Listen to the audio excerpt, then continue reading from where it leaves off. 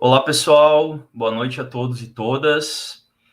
Aqui quem fala é Rodrigo Lima, professor de Sociologia do campus Araranguá e integrante do grupo de trabalho Temas Transversais em Educação, que é um GT organizado no campus com vários servidores, entre eles docentes, técnicos e técnicas administrativos, e também temos a participação de discentes, de estudantes que compõem esse GT. E o GT, ele está organizando, está mobilizando aí durante todo esse mês de março uma série de atividades relacionadas ao mês da mulher, né? Claro que nós já tivemos aí na semana passada, no dia 8, o Dia Internacional da Mulher, né, que foi bastante difundido, várias atividades online ocorrendo, né, com uma diversidade grande de temas, mas nós temos uma agenda para o mês inteiro, né? Então, nós depois também vamos, ao final da live, repassar aqui as próximas atividades que ocorrerão na semana que vem, mas hoje nós vamos tratar de um tema muito importante, um tema que é polêmico dentro da conjuntura atual, e não só atual, né? Já é um tema que marca debates aí na esfera internacional, né, há pelo menos mais de um século aí, para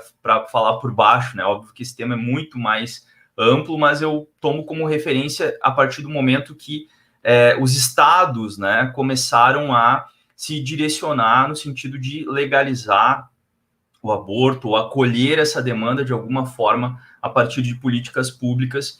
Isso vem, né, de pelo menos aí início do século XX, e a gente tem, né, no início do século XXI, essa pauta como um dos grandes temas que envolvem as lutas das mulheres, né, que nós acompanhamos na América Latina também uma movimentação muito importante, principalmente em relação à Argentina, né, um país que avançou nesse sentido, com a legalização, né, com o processo que ocorreu de mobilização e que resultou, né, no acolhimento do Estado das demandas que eram levantadas pelos movimentos de mulheres na Argentina. Isso ocorreu no final do ano passado, mas também temos várias regiões do mundo onde há retrocessos, né, onde há, enfim, restrições ainda maiores ou criminalização dessa prática, e obviamente que nós vamos entrar nesse debate com mais calma com a presença das nossas palestrantes. Então, eu também peço que você se inscreva no canal. Esse é um canal institucional do IFSC,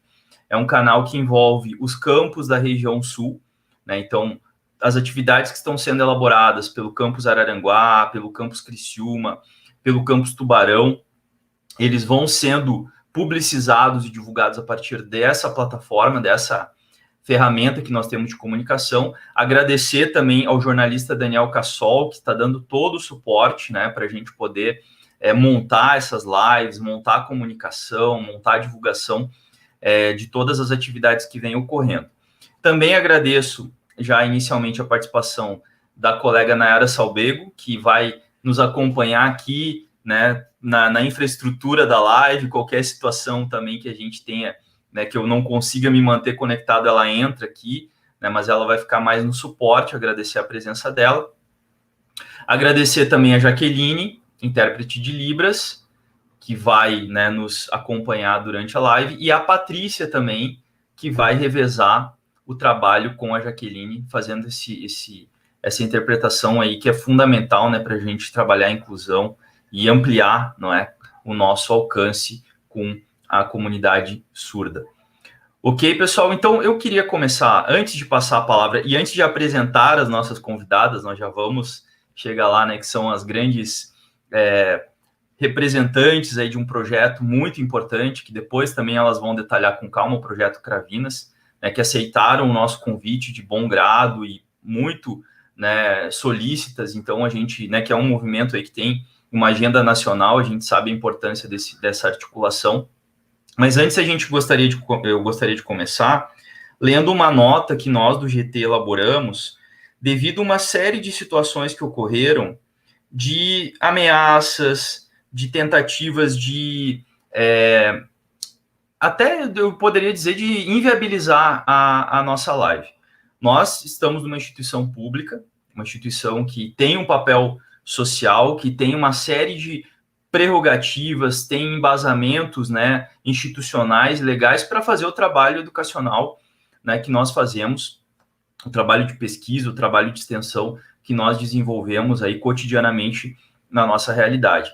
E aí nós começamos a sofrer alguns ataques de grupos extremistas, de grupos que procuravam desestabilizar, atacando com discursos de ódio, com discursos ofensivos à instituição e também às palestrantes, né, e também ao próprio GT, por se colocar como um organizador desse evento. Então, nós já na arrancada vamos ler uma nota de repúdio exatamente para comunicar que nós temos a nossa agenda, vamos manter a nossa agenda, né, e nós não vamos nos pautar por ameaças ou por agressões verbais e virtuais para fazer ou não fazer algo, né? Nós temos as nossas prerrogativas institucionais para tocar a nossa agenda e tocar os debates, e a liberdade dentro da academia, né, dentro da instituição, é um dos pilares fundamentais. Então, vou ler a nota e aí a gente já vai para o debate. Então, a nota de repúdio. O Grupo de Trabalho Temas Transversais de Educação do Campus Araranguá do IFSC vem, por meio desta nota, manifestar repúdio às manifestações de ódio publicadas em diferentes mídias sociais contra o evento Direito ao Aborto e Saúde Reprodutiva no Brasil, e aos ataques proferidos contra as palestrantes Amanda Santos e Ana Dantas, integrantes do Projeto Cravinas. O Instituto Federal de Santa Catarina tem por missão a inclusão e formação de cidadãos e cidadãs, por meio da educação profissional, científica e tecnológica, gerando, difundindo e aplicando conhecimento e inovação, contribuindo para o desenvolvimento socioeconômico e cultural, tendo como alguns de seus valores fundamentais a democracia, pautada na liberdade, na participação e no respeito à coletividade, o compromisso social, pautado pelo reconhecimento às diferenças históricas, econômicas, culturais e sociais, o respeito, pautado pela importância do diálogo no desenvolvimento das relações interpessoais, e na ética, pautada por princípios de transparência, justiça social e solidariedade. Com base nestas orientações institucionais e nestes princípios institucionais, que o GT realiza uma série de reflexões e atividades no marco do Mês da Mulher. Os discursos de ódio, os ataques de grupos extremistas e as ameaças não nos intimidam e não farão com que recuemos da nossa missão e dos nossos valores. Seguiremos debatendo, estudando e divulgando ideias com liberdade e responsabilidade. Então, em nome de todos os colegas aí que compõem o GT, né, nós fazemos essa leitura da nota para darmos início, e aí vamos à nossa palestra. Deixa eu só aqui pegar os dados, né, para a gente apresentar as palestrantes. Então, vou apresentar primeiro a Amanda, e depois eu apresento rapidamente a Carolina e já passo a palavra para vocês. Então, Amanda Santos, ela é advogada e estudante, coordenadora do Projeto Cravinas, prática em Direitos Humanos e Direitos Sexuais e Reprodutivos, mestranda em Direito pela Universidade de Brasília, UNB, e pesquisadora da ANES, Instituto de Bioética. E a Ana Carolina Dantas é integrante do Projeto Cravinas, prática em Direitos Humanos e Direitos Sexuais e Reprodutivos, mestranda em Direito pela Universidade de Brasília, UNB, e bacharela em Direito pela Universidade Federal do Ceará.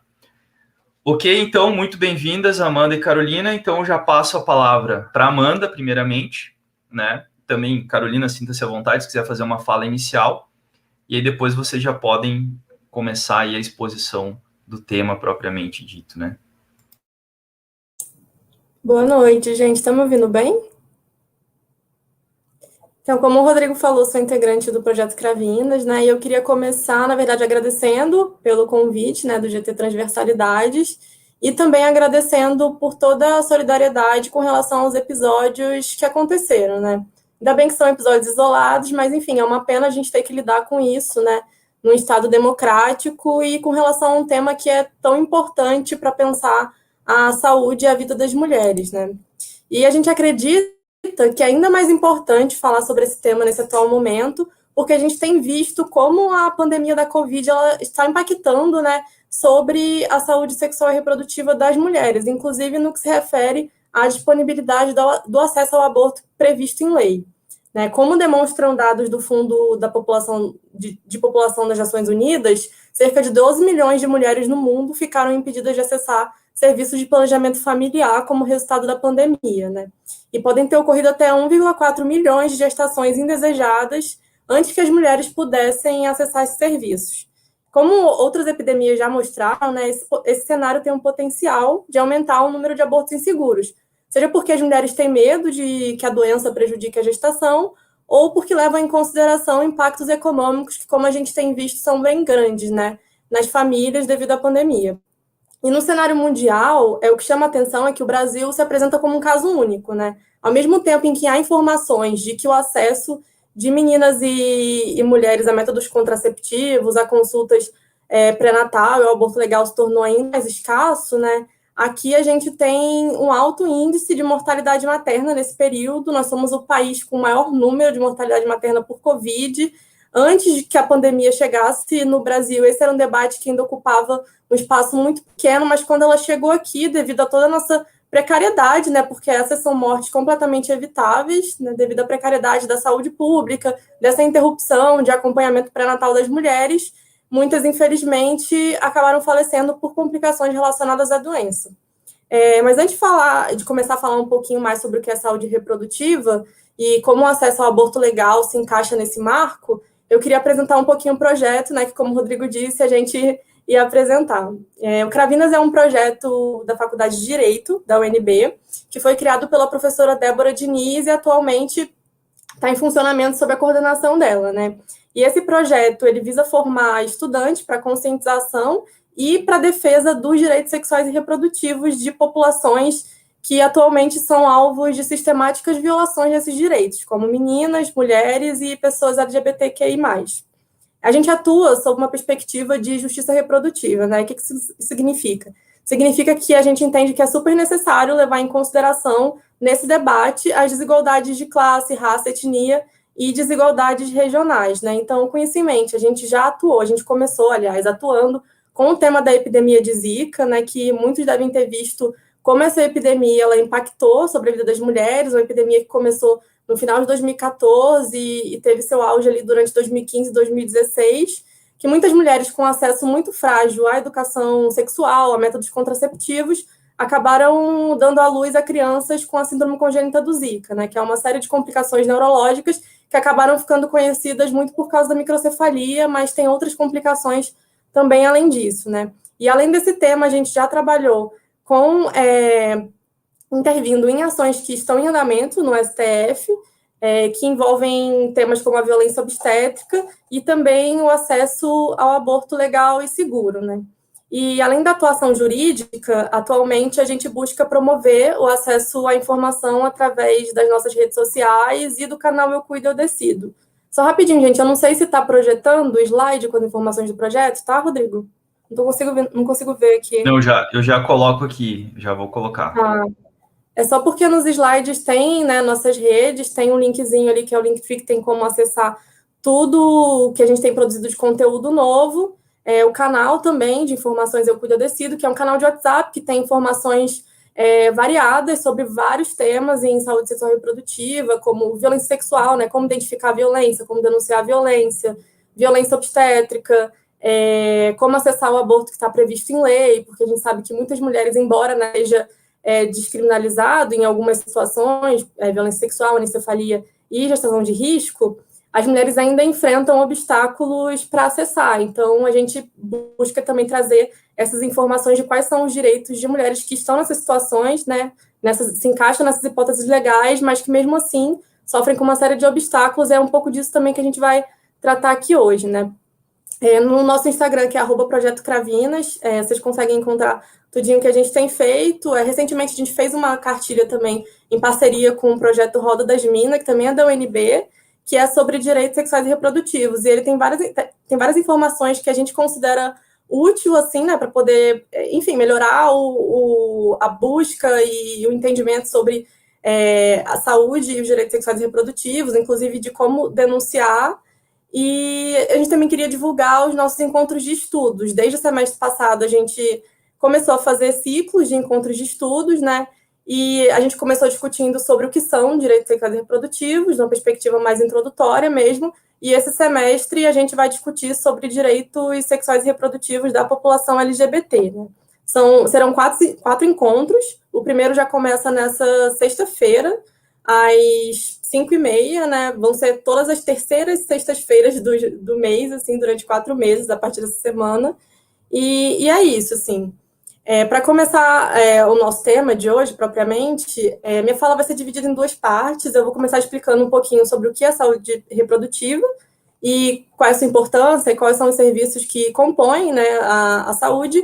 E, em seguida, eu queria trazer um caso para a gente analisar quais são para analisar como que atualmente está o acesso ao aborto que já é permitido em lei no Brasil, né? E como a criminalização, ela impacta e acaba impedindo o aborto mesmo nas hipóteses legais, como eu falei, né? Eu acredito que vocês, ou uma parte de vocês, Amanda, sobre... Oi. Só pedir para tu falar um pouquinho mais devagar, para as intérpretes conseguirem acompanhar, tá ok? Tá bom. Que bom que eu vou começar a parte principal só agora. Perdão, gente. Enfim, esse é um caso que eu acho que muitos devem ter visto, porque ganhou bastante repercussão na mídia, né? Que é o de uma menina que sofria, do Espírito Santo, que sofria violência desde os 6 anos de idade, né? Perpetrada pelo tio dela. E ela foi em busca do acesso ao aborto legal e enfrentou uma série de dificuldades e julgamentos e até mesmo linchamentos, né? Não só ela, como também o médico e a própria avó dela, né? O médico que ficou responsável pelo procedimento. Mas, enfim, vou começar. O que é a saúde reprodutiva, né? Você pode passar para o terceiro slide, Rodrigo, por favor? Obrigada. Acabei esquecendo também de pedir para mudar. Mas, enfim, o que é a saúde reprodutiva, né? Como diz o conceito que está na apresentação, é a capacidade de que a gente possa vivenciar nossas funções e processos reprodutivos de forma saudável e livre de coerção, né? Inclusive podendo decidir se, quando e como ter filhos. E a preocupação com esse aspecto da vida, ela surgiu para evitar que necessidades específicas de mulheres e meninas sejam um fator que limite a sua qualidade de vida e as suas aspirações, né? Como a gestação e o parto ocorrem nos corpos de mulheres e, claro, também de outras pessoas que não se identificam necessariamente com esse gênero, os direitos reprodutivos têm um significado especialmente importante para a vida dessas pessoas, né? E a garantia da saúde reprodutiva, ela envolve também romper com certos estereótipos de gênero que impõem às mulheres o destino único de serem mães e que também as expõem a uma série de abusos, né? Como dificuldades para negociar contraceptivos com os seus parceiros, a violência sexual e também a violência obstétrica. Você pode passar agora para o slide 5, eu acabei invertendo a ordem sem querer, mas é isso. Então, a saúde reprodutiva, ela abrange uma gama de serviços, né, que incluem o acesso a contraceptivos e a informações sobre como utilizá-los, a educação sexual para conhecer e cuidar dos nossos corpos e não reproduzir violências, o tratamento de STs e de doenças associadas aos órgãos reprodutivos, a atenção à gestação e ao parto, e ao pós-parto também, há informações sobre paternidade e maternidade responsável, isso é muito importante, né, esse marco em que os homens também precisam se envolver nesses assuntos, não são assuntos apenas relativos a meninas e mulheres, e também o acesso ao aborto legal e seguro, né. Aí pode voltar agora para o slide anterior. Aí eu vou começar falando um pouquinho dos principais marcos de reconhecimento desses direitos, né? O primeiro é o Programa de Assistência Integral à Saúde da Mulher, né? Que é um programa que foi implementado em 1983 e que visa prevenir a morbimortalidade materna por causas evitáveis, né? E como que o programa visa prevenir, né? Através de serviços de atenção obstétrica, através de planejamento familiar, né, através de mecanismos para enfrentar a violência doméstica e sexual, para prevenir e tratar infecções sexualmente transmissíveis e outras doenças que afetam principalmente as mulheres, né? E também para evitar abortos inseguros. O programa, inclusive, ele reconhece que abortos inseguros são uma das principais causas de morbimortalidade materna evitável, né? E é por isso que é uma questão importante de saúde pública. E a elaboração desse documento, isso é muito interessante, é que é produto de várias lutas, né, de movimentos de mulheres, do movimento de mulheres negras e de trabalhadoras rurais, em prol de que os serviços sejam garantidos universalmente, né, para que desigualdades de classe e raça não sejam um fator para que as pessoas usufruam de sua saúde e vida reprodutiva, né. E um outro marco relacionado à saúde reprodutiva, e dessa vez no cenário internacional, e que também contou com a participação de movimentos de mulheres brasileiros, né, foi o Brasil participou da elaboração a plataforma e a Conferência Internacional sobre a População em Desenvolvimento, que é de 1994, e também é conhecido como Conferência de Cairo, né?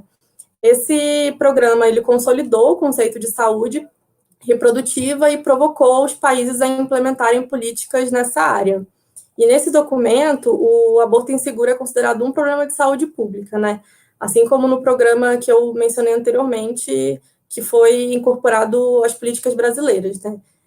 Tendo em vista que ele é responsável por isso, né?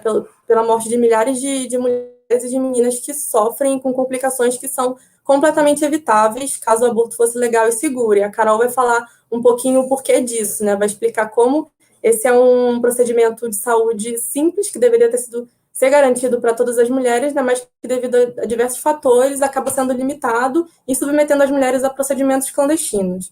E também tem a Conferência Mundial da Mulher, que é conhecida como Conferência de Pequim, que reforçou os compromissos de Cairo e também trouxe a recomendação explícita de que os países revisem suas leis que penalizam as mulheres por aborto, e o Brasil também participou da elaboração desse, né? E até esses dois momentos, a saúde reprodutiva era vista no cenário internacional sob um paradigma do controle populacional.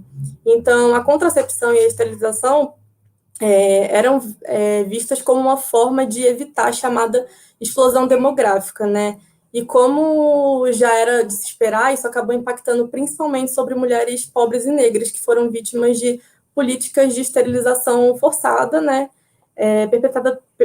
Conduzidas pelo próprio Estado aqui durante a década de 80. Isso, inclusive, acabou conduzindo a uma CPI para investigar o que estava acontecendo, porque realmente foi uma grande preocupação em termos de autonomia e saúde sexual e reprodutiva das mulheres, né?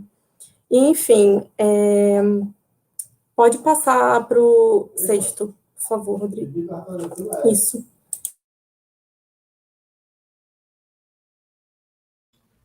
Acho que a Amanda teve algum probleminha aí no Não, áudio. Beleza. Tava um barulho aqui.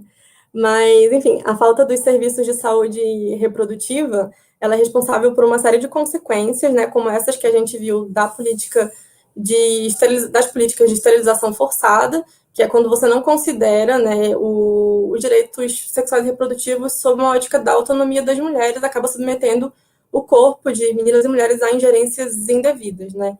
E também tem a morbidade e mortalidade materna, seja por falta de acessos a cuidados pré-natais adequados, ou por abortos inseguros, no caso daquelas mulheres que recorrem ao procedimento por razões das mais diversas, né?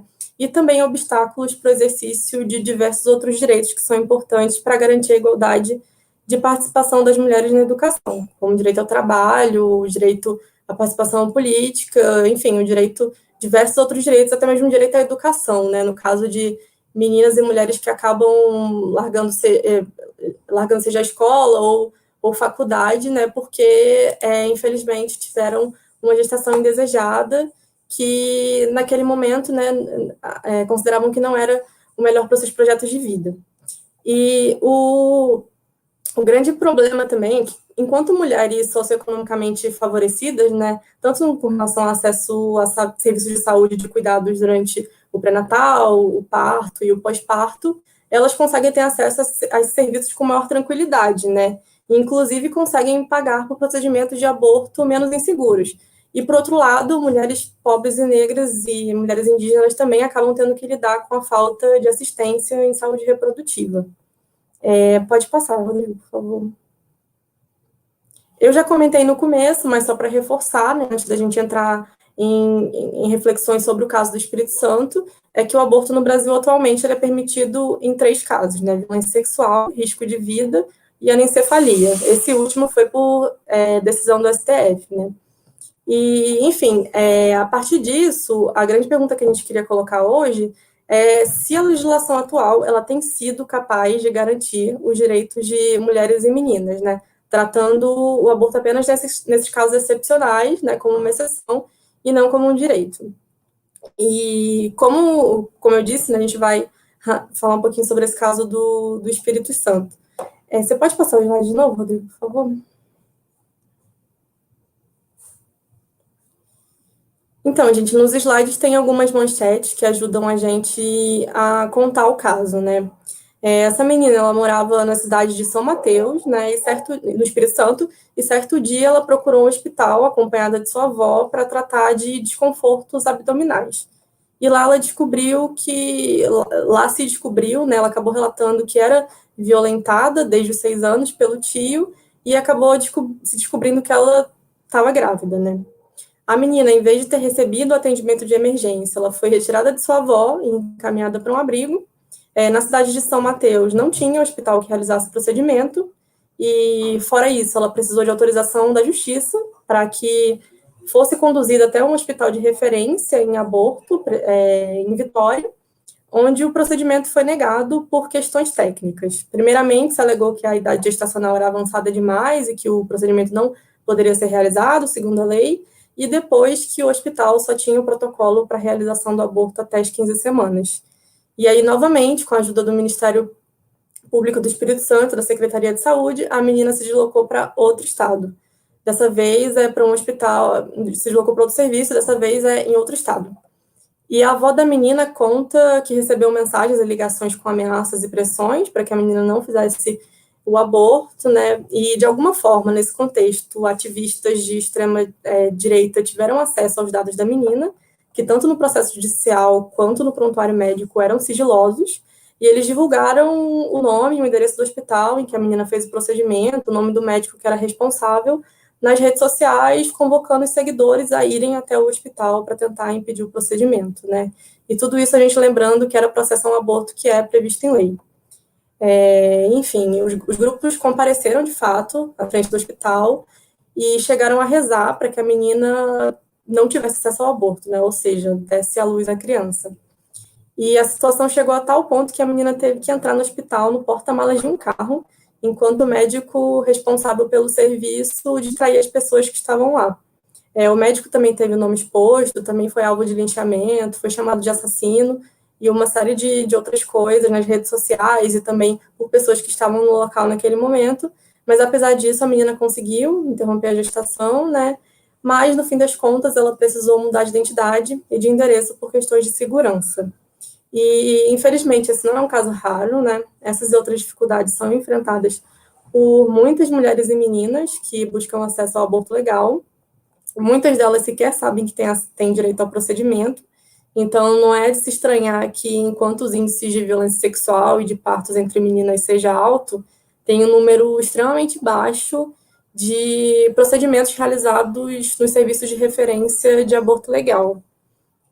Pode passar de novo o slide, por favor? Então, em resumo, é esse o caso, né? E aí, a partir dele, a gente queria trazer algumas reflexões que são importantes, né, para a gente entender se, de fato, a lei atual tem sido capaz de garantir o direito de mulheres e meninas. Em primeiro lugar, como já dito, né, a pandemia tem impactado sobre os direitos sexuais e reprodutivos de meninas, né? E durante o isolamento social, acaba que o número de violência contra meninas e mulheres tem aumentado, né? Porque a gente sabe que, infelizmente, muitas vezes o agressor é uma pessoa próxima, né? E até familiar e convive com a mulher ou com a menina. Então, esse caso também mostra a falta de mecanismos que permitam identificar esses casos de perto, numa situação dessa de isolamento, e que é um fator que faz com que elas fiquem ainda mais desprotegidas, né? Isso sem considerar a resistência do Estado em implementar a educação sexual, que isso poderia ter feito com que a menina tivesse denunciado os abusos muito antes, né? E a gente vê ainda, né, a partir desse caso, que o aborto ele foi realizado somente depois de autorização judicial, sendo que não é necessária autorização judicial, nem mesmo boletim de ocorrência, para o acesso ao aborto legal, né? Porque se entende que profissionais de saúde devem priorizar o cuidado, né, não devem agir impondo nenhum tipo de obstáculo para mulheres e meninas acessarem o aborto. Naquele momento, a prioridade delas pode ser, de fato, ter acesso ao procedimento e ainda elas chegam geralmente muito fragilizadas nos serviços, né? Podem ainda não ter coragem de acionar a polícia e isso pode acabar afastando elas do serviço. Então, a melhor forma é acolher, dar orientação jurídica, né, sobre como denunciar e tudo, mas jamais tornar isso um condicionante para o acesso de saúde, que é prioritário naquele momento, né? Então, com isso, basta a palavra da mulher e da menina, que vai assinar, né, uma série de documentos ali de responsabilidade para ter acesso ao procedimento. Mas, como mostram as pesquisas, né, os serviços de aborto legal ainda impõem essa série de obstáculos, né? Tem vários estudos sobre isso, tem um estudo chamado Serviço de Aborto Legal no Brasil, que foi feito até pela professora Débora Diniz, né, que enfim, é uma pessoa bastante reconhecida nesse campo do debate sobre saúde reprodutiva. E, enfim, a menina ela também não deveria ter precisado mudar de lugar 2 vezes para que tivesse acesso ao procedimento, né? Mas no contexto da criminalização, só são alguns hospitais que fornecem o serviço, né? Como é uma exceção, é um direito, são apenas alguns. Embora seja um procedimento de saúde simples, né? Como eu falei. E, além disso, né, qualquer que seja o motivo por trás da conduta do Hospital de Vitória, apesar de o médico ter essa prerrogativa individual, que é chamada de objeção de consciência, o serviço não pode ter essa prerrogativa. Então, o hospital não pode alegar que isso é incompatível com valores da instituição, porque a instituição não tem uma moral e é um serviço público, né? E, então, quando você se dispõe a conduzir esse tipo de serviço, se dispõe a, enfim, trabalhar na saúde pública, não se pode alegar esse tipo de justificativa, porque a gente sabe que a gente vive em um Estado laico, né? Inclusive, até a própria objeção de consciência, ela tem limite, né? Não é algo absoluto, e há controvérsia sobre se ela poderia ser alegada quando a pessoa chega com gestação que traz risco de vida, que era também o caso da menina, né? Porque ela, enfim, tem um corpo muito, muito ainda pequeno, em desenvolvimento, frágil, e não conseguiria suportar uma gestação, né? E, enfim, todos os ataques sofridos pelo médico também mostram para a gente o porquê de muitos médicos terem medo de atuar nesses casos, né? A criminalização pode fazer com que os profissionais tenham medo, inclusive, de responder criminalmente, né? Porque ainda tem aquela figura da mulher mentirosa, embora eu tenha falado que, né, a gente tem altas taxas de violência e de partos entre meninas e uma baixíssima procura. Então, é muito mais fácil que elas não estejam indo aos serviços de saúde, né? E, enfim, para além disso, tecnicamente, ele não pode ser responsabilizado porque o responsável, a mulher, assina uma série de documentos se responsabilizando pelo relato. Então, em tese, não haveria esse medo, mas a gente sabe que ele ocorre, né, por conta dessa ameaça de persecução penal o tempo todo. E a divulgação dos dados da menina na internet ainda revela que profissionais de saúde talvez, né, tenham descumprido com seu dever de sigilo médico, porque esses dados eram privados, estavam no prontuário, mas tem algumas pessoas que participaram desse movimento de exposição na internet que dizem que tiveram acesso ao documento médico e, enfim, é isso, as pessoas se sentem, né, encorajadas de alguma forma a adotar esse tipo de conduta nesse contexto de muitas restrições legais que a gente ainda tem. E o que é mais curioso, assim, é que o que parece chamar mais atenção nesse caso, o que parece escandalizar mais, é a interrupção da gestação, e não a violência sofrida pela menina e os prejuízos para a saúde física e psíquica dela e mesmo para o futuro, né? Porque, como a gente fala nessa imagem também que a gente fez, que está aí nos slides, meninas não devem ser obrigadas a ser mães e não mães. Então, com isso, a gente vê que tratar o aborto como uma exceção e não como um direito acaba impedindo que mulheres e meninas tenham acesso ao procedimento mesmo quando é permitido, né? E, dito tudo isso, e já passando a fala para a Carol, né, a gente gostaria de apresentar alguns dados acerca de quem são essas mulheres que abortam no Brasil, né? A Carol vai explicar em detalhes o porquê de a criminalização ser um fator que impede o cuidado de meninas e mulheres que precisam recorrer a um aborto legal, ou mesmo que recorrem aos serviços com complicações de abortos inseguros, que o atendimento não pode ser negado para essas mulheres, tampouco o sigilo médico pode ser violado, né? E, enfim, e como compatibilizar, né, a descriminalização com esse objetivo que supostamente a lei penal tem, né, que é de proteger a vida intrauterina, né? Quais são as medidas que podem cumprir com esse objetivo sem passar pela criminalização e como a criminalização, na verdade, ela afasta as mulheres dos serviços de saúde, né? E é isso que eu queria falar e é isso. Agora vai para a Carol. Boa noite, gente. Obrigada, Amanda. Boa noite a todos. Boa noite, Rodrigo, a toda a equipe. Muito obrigada pelo convite, pela oportunidade hoje. eu já vou engatar, tá? Então, assim, pegando a fala da Amanda e pensando nesse caso da menina do Espírito Santo, ele certamente ajuda a gente a pensar sobre como o acesso ao aborto ao Brasil tem acontecido, ou no caso, não acontecido, né? Nesse caso que a Amanda acabou de narrar, a menina do Espírito Santo estava resguardada para fazer um aborto legal. Ela tinha sido vítima de um estupro e ela estava, de certa forma, em risco de vida por causa da idade, por causa do corpo, né, que não seria compatível com a gestação. Mas, mesmo assim, ela precisou passar por uma série de provações para ter o seu direito garantido. Então, a partir disso, a gente pode pensar qual é a jornada, então, de uma mulher para quem o aborto ainda não é um direito, né? A gente precisa, antes de tudo, saber de quem a gente está falando, né? Que mulher é essa que está procurando um aborto no Brasil?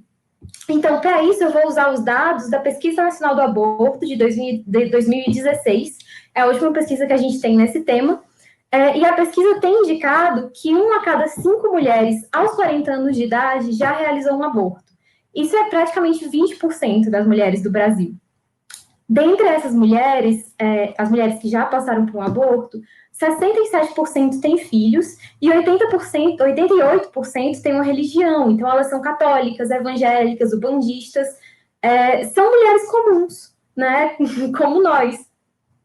A cada ano, são quase 500 mil abortos no Brasil, em média, né? Abortos induzidos, sem falar dos abortos acidentais, sem falar dos abortos espontâneos. Isso dá mais ou menos um aborto por minuto.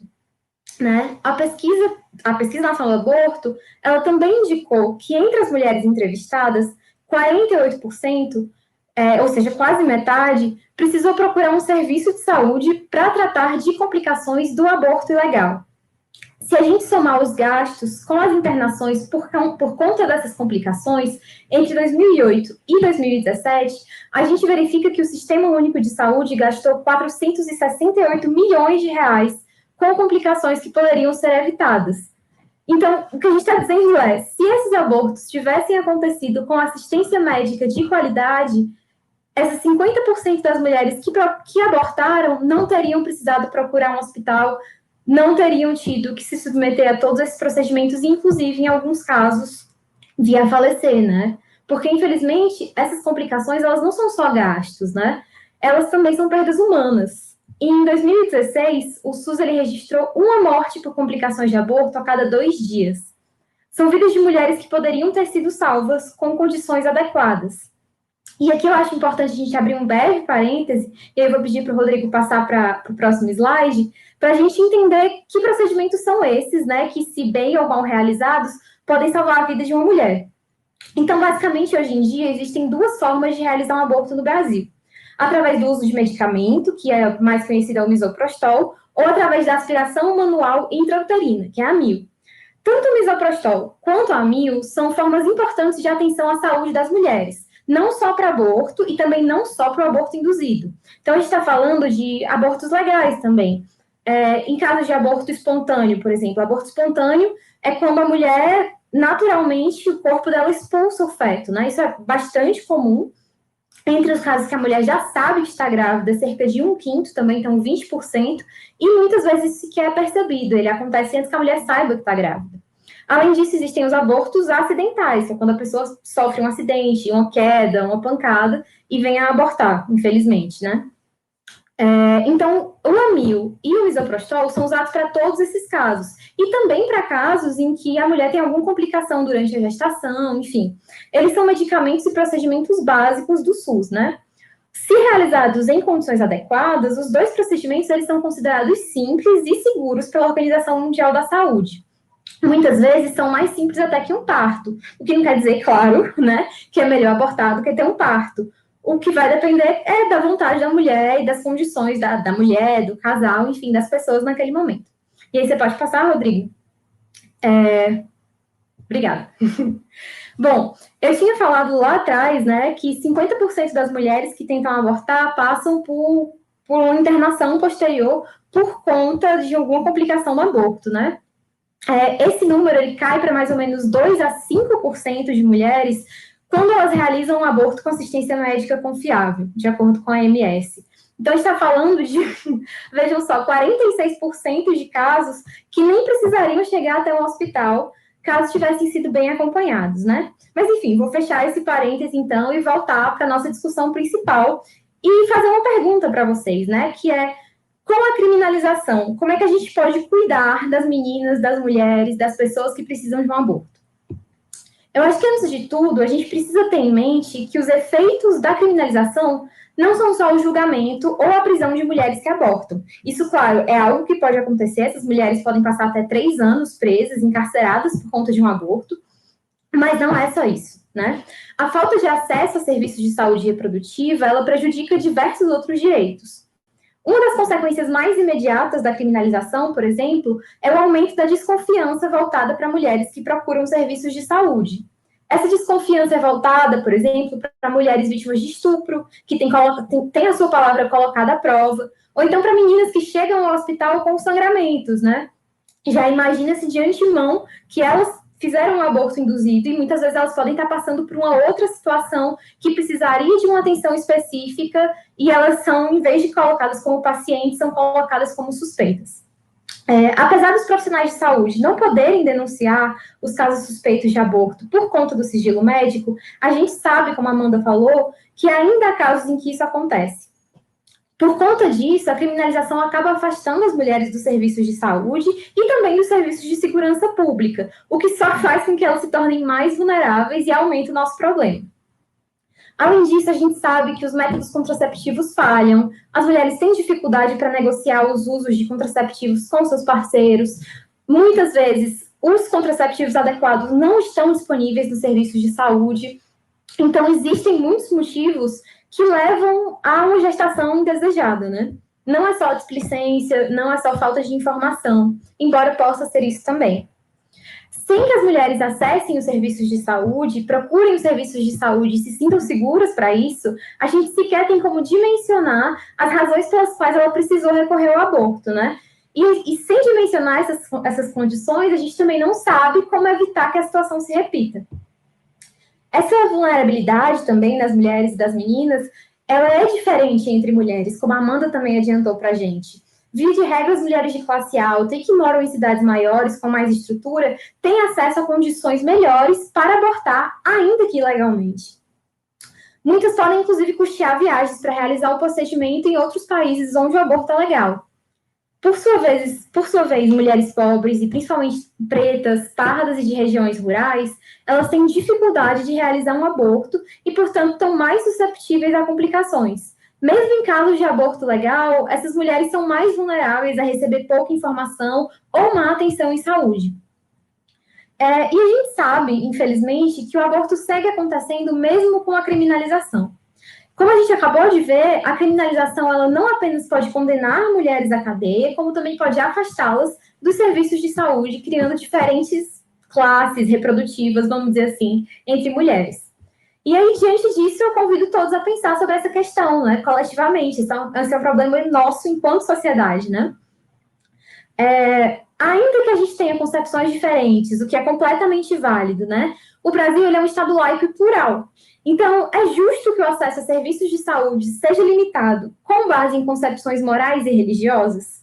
Essa é a pergunta que eu estou fazendo a todos vocês, né? É claro que, no caso individual, cada pessoa, casal, pode definir o que fazer. Isso a gente não está, de forma nenhuma, negando. Optar por abortar ou por não abortar é perfeitamente válido. Mas, enquanto Estado, enquanto coletividade, qual é o melhor caminho? Bom, como vocês já devem ter notado, acho que Rodrigo pode passar o slide, por favor. A gente acredita que a legalização do aborto ela é um passo fundamental para a democracia e para a saúde das mulheres. Mas essa legalização sozinha, assim, jogada, ela não resolve todos os problemas. Ela é só um pequeno elemento, né, nesse caminho de justiça reprodutiva.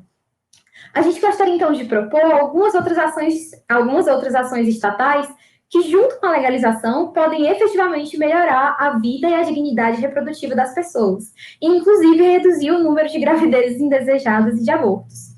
São elas: oferecer educação sexual adequada e atenta aos estudantes, aqui a gente colocou estudantes, mas não só estudantes, todas as pessoas têm direito à educação sexual adequada e às informações que precisarem. Entender e abordar os fatores de risco para gestações não pretendidas. promover políticas de livre planejamento sexual, livre planejamento familiar, garantindo acesso a recursos. E quando eu digo garantindo acesso a recursos, são todos os recursos necessários para decidir, inclusive informação. Se a pessoa opta pela contracepção, essa contracepção precisa estar disponível nos serviços de saúde. Se ela opta por gestar, por ter uma gravidez, ela precisa de acompanhamento desde o pré-natal até o parto. São todos os recursos que o Estado precisa garantir para que a pessoa tenha uma gravidez ou que não tenha uma gravidez digna, né? Além disso, promover condições para gestações e nascimentos saudáveis, estabelecer redes de suporte à maternidade, às famílias e às crianças, então é um cuidado que vai até depois do parto. A gente precisa garantir que nossas crianças tenham dignidade em suas vidas. Isso dá segurança também às mulheres para que elas levem a gestação a termo. E também, por fim, respeitar as decisões das mulheres e proteger sua saúde. Todas essas medidas, elas passam necessariamente por entender que a atenção à saúde das mulheres, das meninas e das pessoas que gestam no geral, ela deve ser integral, ela deve estar atenta a todos os processos, né? Desde o acesso à informação até o final, o parto ou não parto, enfim, a opção pela contracepção, a opção pela laqueadura, se for o caso, né? Esterilização, enfim, todos os processos reprodutivos. Além disso, a gente precisa considerar que, enquanto as condições materiais para criar filhos com dignidade não forem garantidas, muitas mulheres não se sentirão seguras para levar adiante uma gestação. E aí eu acho que eu já estou caminhando para o final da nossa conversa. Rodrigo, pode passar os slides. Eu acho que vale a pena a gente terminar, então, falando rapidamente sobre como o restante do mundo tem lidado com essa questão do aborto, né? Nesse mapa que está na tela, a gente consegue ter um panorama geral da situação atual das legislações sobre aborto. Os países que estão em verde água, eles são os que consideram o aborto legal, né, em todas as situações. Em roxo e rosa, estão os países que proíbem o aborto, e aí, no caso, quanto mais escura a cor no mapa, quanto mais forte for o roxo, mais restritiva é a legislação. Na América do Sul, vocês podem ver, o aborto é legal no Uruguai, na Argentina, desde o ano passado, na Guiana Francesa, e na Guiana Francesa, né? Na Bolívia, na Colômbia, no Peru e no Equador, que aparecem em rosa aí no mapa, o aborto é permitido nas mesmas hipóteses que o Brasil, mas também para preservar a saúde da mulher, né? No Brasil, o aborto ele só é permitido no Código Penal quando a vida da mulher está em risco, né? E até o Código Penal é de 1940, até hoje a gente não tem uma boa definição sobre o que é essa vida em risco.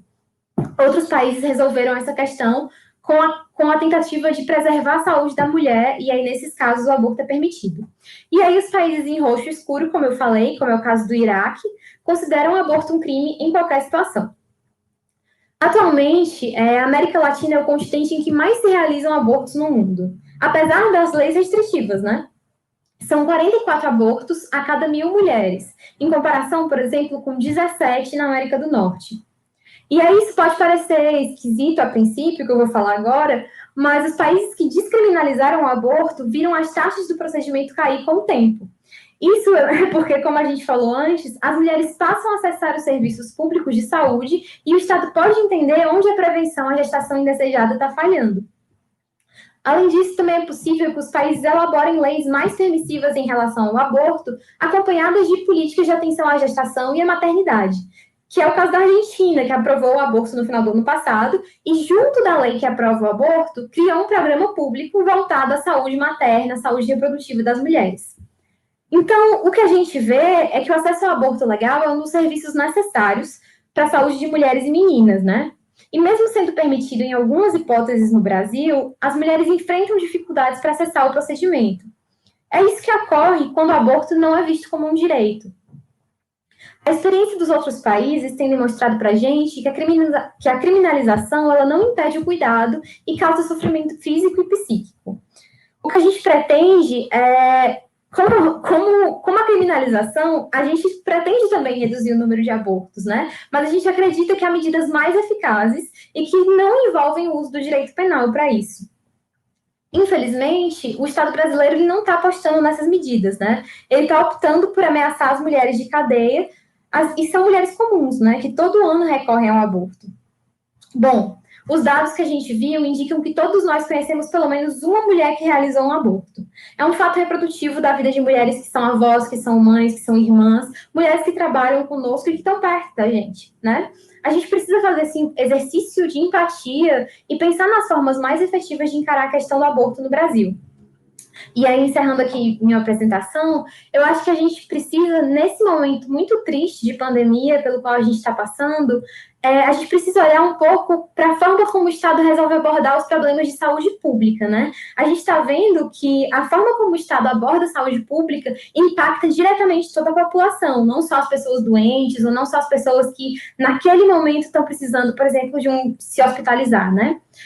No caso do aborto, eu acredito que a gente ainda tem uma dimensão muito pequena, enquanto sociedade mesmo, do tamanho do problema, né? Porque ele está acontecendo escondido, ele está acontecendo de forma clandestina.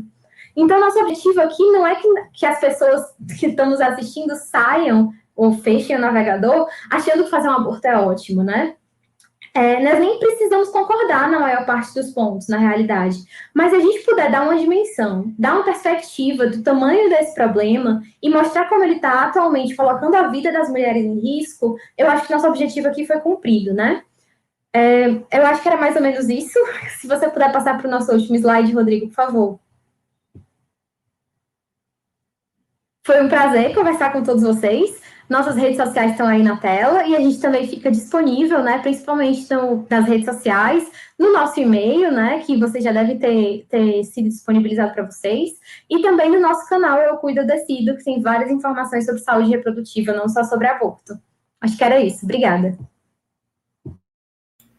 Ok, então, muito obrigado pela fala de vocês, né, muito esclarecedoras, né, com os dados, com essa abordagem que desmistifica muitos dos temas que correm na mídia, né, nas redes sociais, que acabam tornando esse debate muito nebuloso, né, e aí produz uma série de situações, aí, como a gente tem verificado, e nós vamos aprofundar um pouquinho agora em relação a algumas perguntas que surgiram aqui. Eu vou fazer um bloco, temos em torno de 6 questões, eu também vou fazer uma pequena perguntinha aqui para motivar o debate, e aí eu vou ler 3, aí vocês sintam-se à vontade para responder, e depois a gente faz mais uma rodada. Eu acho que fica melhor assim, fica mais tranquilo do que ficar lendo cada pergunta e respondendo, fica mais truncado, né? Então, primeiro, vamos aqui para um comentário da Marina, que disse assim: essa discussão é muito importante. Lamentável os ataques que tentaram calar esse debate tão necessário. Parabéns pela coragem e pelo trabalho de vocês. Aí a Juliele Conceição, né, nos coloca sua pergunta aqui. Qual o impacto da pandemia no acesso das mulheres aos seus direitos reprodutivos? Acesso a contraceptivos, educação, dentre outros. Há um recorte da população que mais sofre nesse aspecto, seriam as mulheres negras e periféricas. Devem estar pesquisando, né, já deve haver pesquisas aí nesse sentido de entender essa situação no contexto de pandemia. Mais uma pergunta, que é do Maurício Dalpiaz, que pergunta: existe diferença entre liberação e descriminalização do aborto? E aí eu vou aproveitar o gancho, eu vou fazer uma pergunta bem encaixada aqui com a pergunta da Juliele, que é o seguinte: vocês falaram dessas diferenças, né, porque as mulheres sofrem com a questão do aborto, mas a questão de classe, a questão de raça, elas impactam mais ou menos no que cada mulher vai vivenciar, né? E aí, uma coisa que é interessante de analisar é como são feitos esses abortos clandestinos conforme a condição de classe ou condição socioeconômica de cada mulher. Quais são as principais diferenças que as pesquisas demonstram e que vocês têm notado, enfim, nos estudos que vocês desenvolvem? Então, passo para vocês, que sintam-se à vontade, né? Quem quiser responder, as duas podem responder, e depois a gente vai para mais uma rodada. Posso começar, Carol?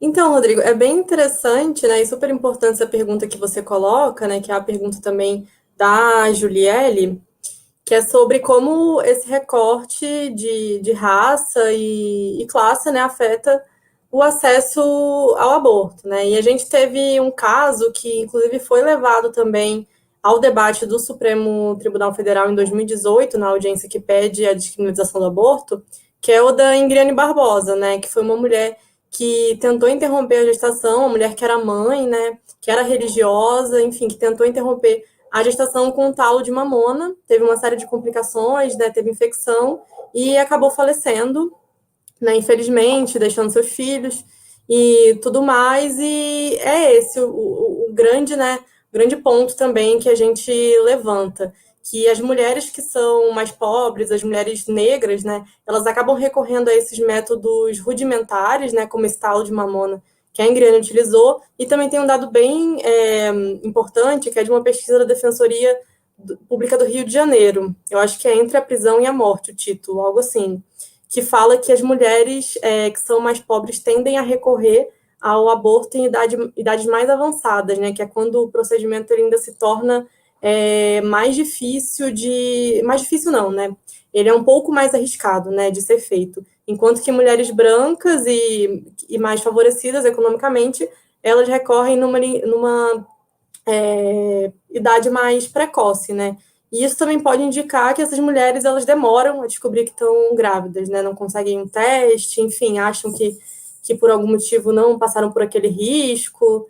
E é isso, assim, a maioria das mulheres, né, que morre por abortos inseguros no Brasil são mulheres pobres e mulheres negras. Então, isso é central para o debate, né? Eu diria que não é nem só um recorte, é central, porque o aborto é um fato em todas as sociedades, é um fato que acontece no Brasil, acontece em todas as sociedades do mundo, documentado durante toda a história, mas quem mais sofre são essas mulheres, enquanto mulheres ricas acabam conseguindo ter acesso a procedimentos menos inseguros. Não que seja bom, né, para elas, assim, porque a experiência de clandestinidade é traumática para todo mundo, mas acaba sendo muito mais traumática quando você tem que recorrer a métodos como o que a Ingriane recorreu, né?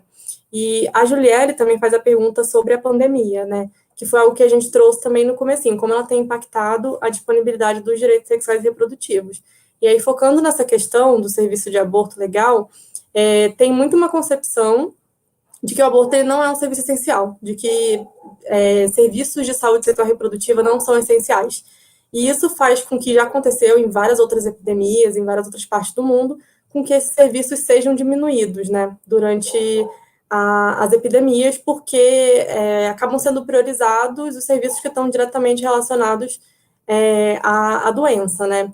E sendo deixados de lado esses serviços, acaba causando um número enorme, né, de mortalidade materna. Se eu não me engano, durante a epidemia de ebola, né, em países da África, as mulheres morreram mais por partos do que pelo ebola em si, né? Tem esse tipo de dado também. Então, tem essa tendência dos direitos sexuais e reprodutivos serem deixados de lado. E aí a gente observa isso aqui no Brasil, com a interrupção na distribuição de métodos contraceptivos, as mulheres que agendaram consultas no SUS para inserir o DIU, né, que é um método super importante, porque é um método, né, de longa duração, e a gente sabe que na vida da mulher comum, mulher que é mãe, a mulher que tem sua rotina de trabalho, que é super exaustiva, né, uma jornada dupla, ela muitas vezes pode esquecer de tomar um medicamento, e o DIU acaba sendo um método mais adequado, né, mais para essas mulheres. E as consultas delas foram canceladas, né, durante a pandemia, e o DIU estava sendo recomendado, inclusive isso, pelo Ministério da Saúde, né, que as consultas que não são de emergência, como até o próprio DIU, fossem suspensas. A gente, pelo Cravina, chegou até a fazer um pedido de essa informação, em que veio, né, essa informação de que as consultas de DIU estavam suspensas e era até recomendável. E uma coisa também que aconteceu, aí já indo para o tema de aborto, foi uma redução na disponibilidade dos serviços de aborto legal. O hospital, que é um dos principais do país, que é o Pérola Byington, em São Paulo, ele fechou, né, no começo da pandemia e só voltou a abrir porque teve intervenção do Ministério Público, do Judiciário, cobrando explicações. Então, é esse tipo de coisa que acontece, né, durante uma pandemia. E como a gente falou, a gente trouxe também dados no começo, né, tem um aumento muito grande no número de mulheres que buscam por abortos, né, e infelizmente em muitos países como o nosso, em que essa legislação é mais restritiva, que elas recorrem a um procedimento por medo, né, de que a gestação afete, como ela de fato está afetando aqui no Brasil, por falta de atenção básica, de atenção ao pré-natal, ao parto, ou mesmo por questões econômicas também, né, porque é muito razoável que famílias acreditem que esse não é o melhor momento para ter uma criança, né. E eu acho que é isso, assim, com relação à pergunta da Julielle, se Carol quiser seguir na próxima.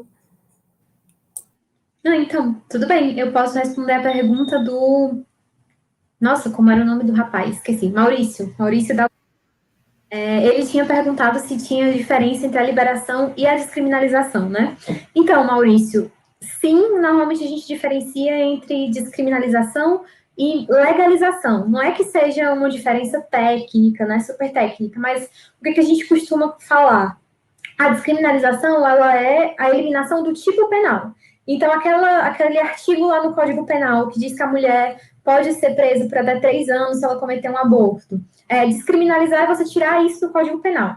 Quando a gente está falando em legalização, normalmente a gente quer dizer que a gente não quer só a descriminalização, a gente quer também políticas públicas que garantam o acesso a serviços de saúde, de atenção básica, né? Então, meios para que esse aborto aconteça de forma segura, não só de forma legal, né? E isso, claro, nos serviços de saúde público também. Eu não sei se eu tirei sua dúvida, mas é mais ou menos por aí, eu acho. Beleza. O Maurício é um dos integrantes do GT, ele, né, ser chamado de rapaz, ele ficou agradecido, né? O Maurício é nosso colega de geografia e grande colega que também está na equipe ajudando e desenvolvendo todas as atividades. Mas um abraço aí para a galera que está acompanhando, a Juliele também.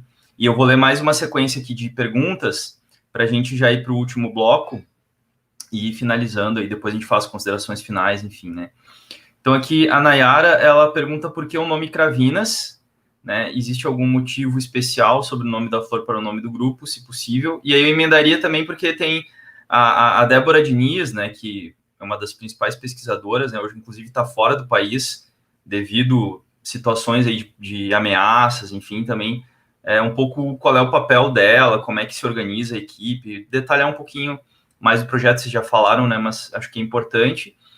E aqui temos a pergunta do Jonatas: desde quando existe o projeto Cravinas e quais movimentos contrários o episódio de sabotagem o Cravinas enfrentou ao longo de sua existência, né? O quão disposta a sociedade brasileira tem se mostrado a debater o tema aborto e outros temas relacionados à saúde reprodutiva. E, por fim, a pergunta da Natália Martins: no Brasil é permitido o aborto quando a saúde da mulher está em risco, mas existe algo na lei ou alguma iniciativa de grupos que fale a respeito da saúde do bebê?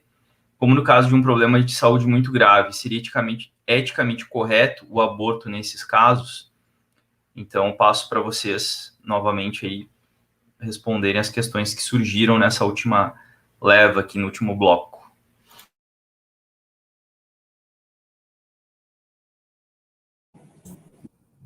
Posso começar a responder, então. Não, eu vou deixar a Amanda responder a pergunta sobre o nome Cravinas, mas eu vou responder, então, sobre a pergunta do Jonatas, né, que perguntou para a gente se tem movimentos contrários, né, com dispostos para a sociedade brasileira.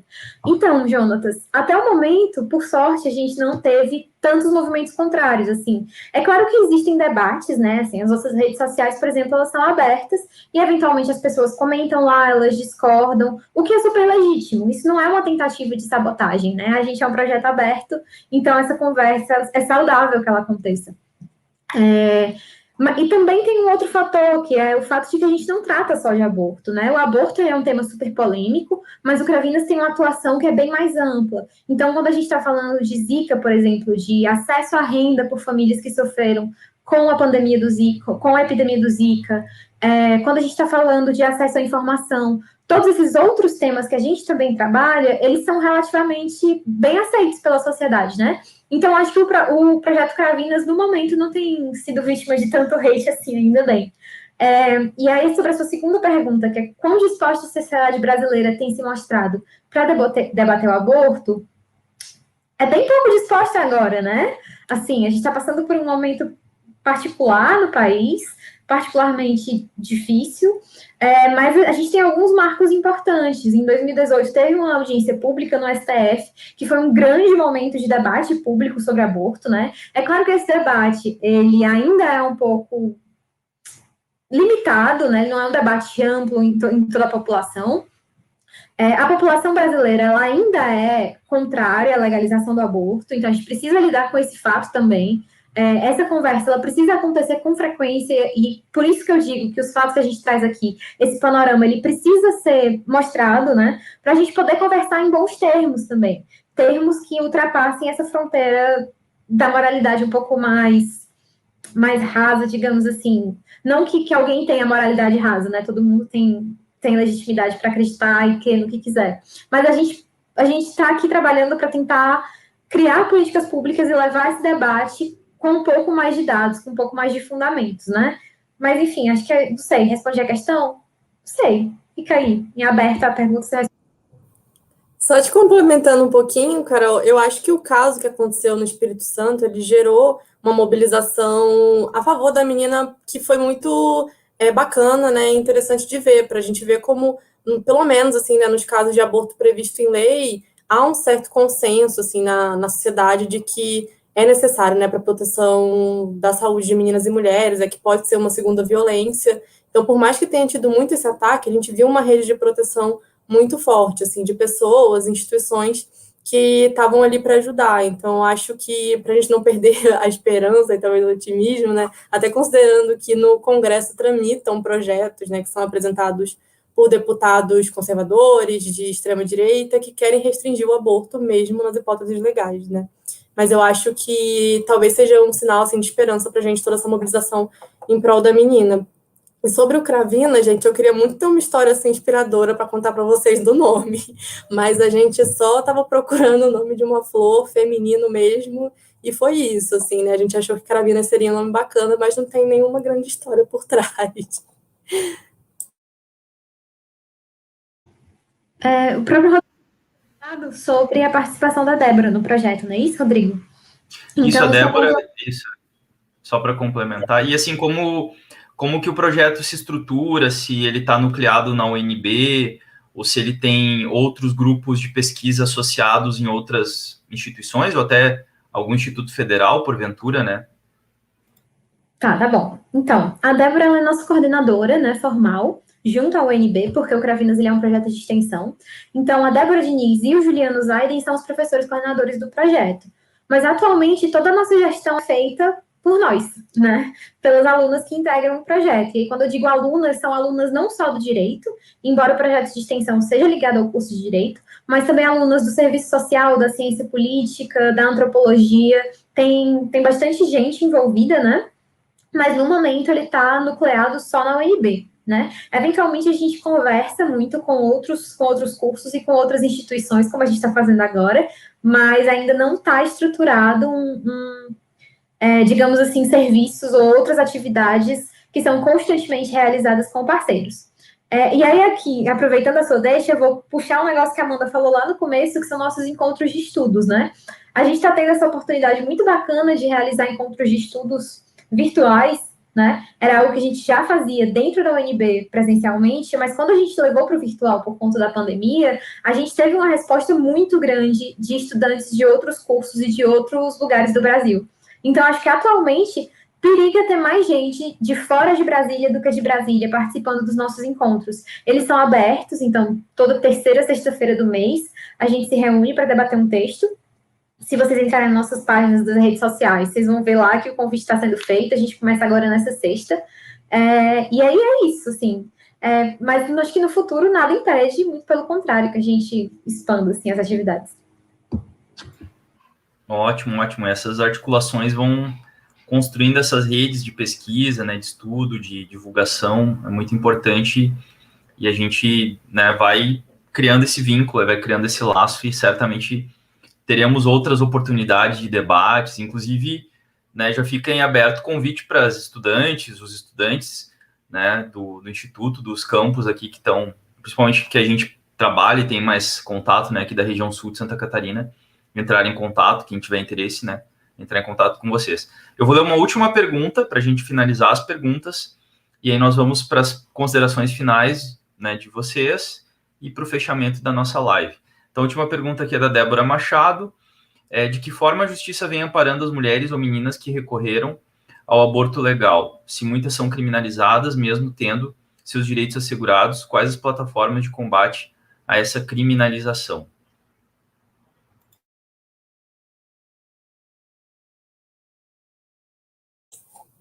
Vou começar respondendo, então. Então, gente, eu acho que uma coisa muito importante da gente falar também nessa relação entre a violência sexual e o acesso à justiça é que, infelizmente, né, a justiça ela ainda reproduz muitos estereótipos, né? Então, quando as mulheres vão em busca de proteção, tem muitos questionamentos sobre comportamento sexual delas, acaba que muitas vezes elas voltam para casa, né, para muitas vezes junto do agressor, sem ter nenhuma medida de proteção, porque não acreditam na sua palavra. No julgamento mesmo, elas têm que lidar com advogados de defesa, né, por exemplo, de defesa, isso, fazendo várias perguntas que acabam tornando aquela situação um segundo trauma para aquela mulher. Então tem muito esse problema, assim, né?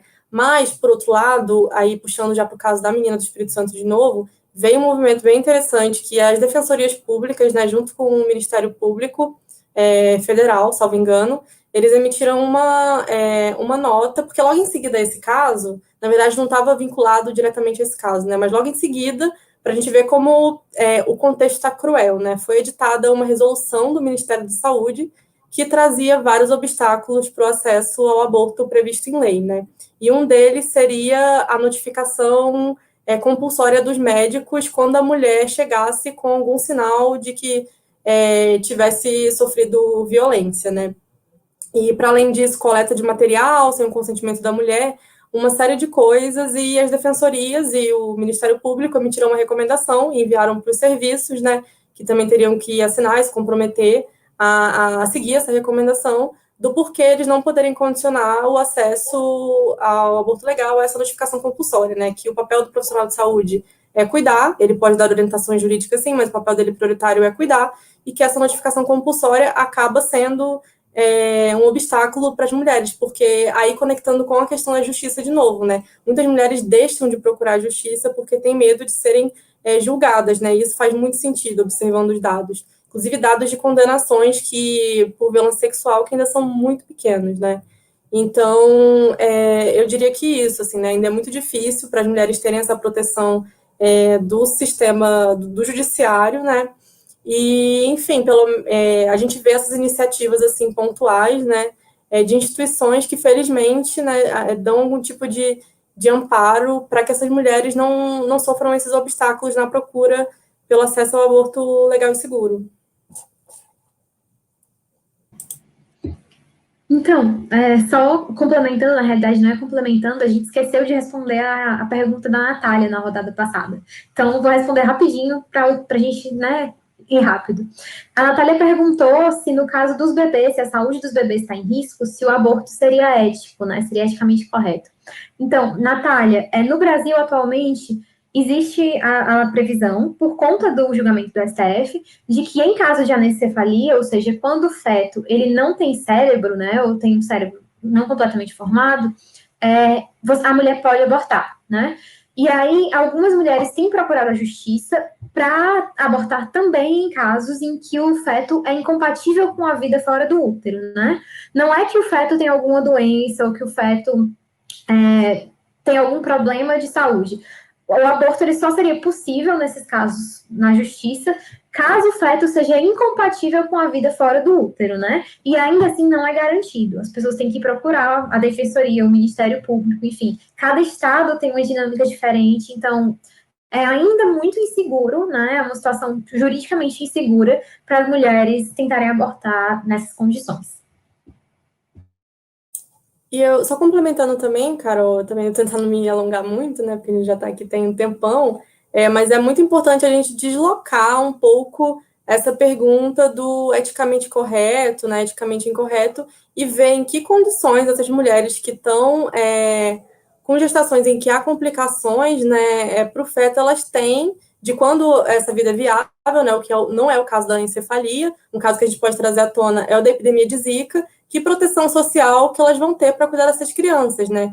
E a gente sabe que a discriminação contra pessoas com deficiência é uma coisa estrutural. Então, a gente não pode colocar a culpa na mulher por ter medo, né? A gente tem que perguntar o que a sociedade, o que o Estado está fazendo para eliminar as barreiras e a discriminação contra pessoas com deficiência, para criar um ambiente favorável para que elas cresçam de uma maneira digna e com seus direitos respeitados, né? Então, acho que é importante fazer esse exercício de deslocar um pouco a pergunta desse eticamente correto, eticamente incorreto. O que é eticamente incorreto é essas crianças, quando nascem, não terem direitos garantidos pela sociedade, o que justifica, né, completamente essa ansiedade, né, que acaba gerando nas mulheres quando descobrem alguma coisa relacionada ao feto. Ok, então, só fazendo uma pequena correção, a Débora, que mandou a pergunta, é Débora Matos, e não Débora Machado, tá? A gente errou o sobrenome aqui dela, mas só para fazer essa correção. Então, nós vamos para a reta final. Eu vou pedir que vocês façam as suas considerações finais, enfim, né? Para a gente fazer um fechamento. E aí, depois eu divulgo aqui as próximas ações que nós teremos, né? Que a semana que vem a gente fecha a nossa programação e aí eu passo os recados finais. Então, fiquem à vontade, Carolina, Amanda, para se despedirem, né? E fazerem as suas considerações finais.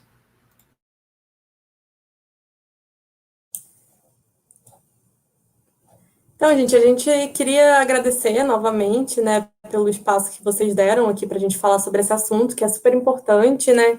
E a gente queria também convidar as pessoas que estão sabendo, né, do evento, estão aqui com a gente, a entrarem nas nossas redes sociais e continuarem acompanhando o debate e também convidar a se engajarem nesse tema, né? Que, para principalmente nós mulheres, é algo muito caro, né?